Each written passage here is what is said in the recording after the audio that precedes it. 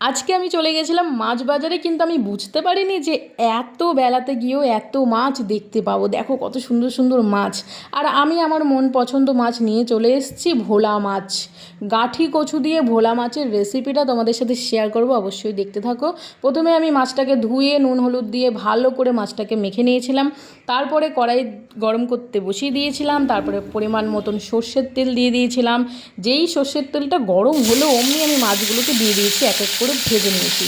যেহেতু ভোলা মাছ প্রচণ্ড নরম, সেই জন্য খুব বুঝে শুনে একেবারে ভাজতে হবে, নয়তো মাছটা একদম চচ্চড়ি হয়ে যেত। ওই জন্য আমি খুব বুঝে শুনে একদম মাছটাকে ভেজে নিয়েছিলাম। তো ভোলা মাছটা ভাজার পরেই তারপরে আমি দিয়ে দিয়েছিলাম ওই তেলের মধ্যেই শুকনো লঙ্কা আর কালো জিরে ফোড়ন। আর কিচ্ছু দিইনি ফোড়নে।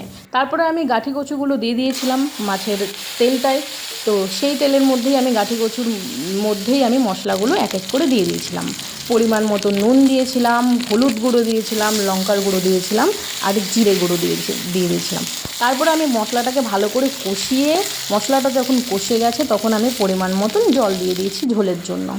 তো আমি একটু বেশি করে জল দিয়েছিলাম, যেহেতু একটু পাতলা ঝোল করব সেই জন্য।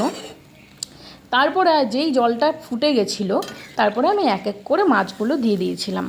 তো তোমরা কারা কারা এই ভোলা মাছের তরকারি খেতে ভালোবাসো অবশ্যই জানিও। তারপর দেখো মাছ দেওয়ার পরে খুব ভালো করে ফুটে যাওয়ার পরে আমি মাছটাকে নামিয়ে নিয়েছি। তো দেখতে কেমন লাগছে অবশ্যই জানিও, আর রেসিপিটা কেমন লাগলো সেটাও জানিও। তো আজকের মতো এটুকুই, টাটা।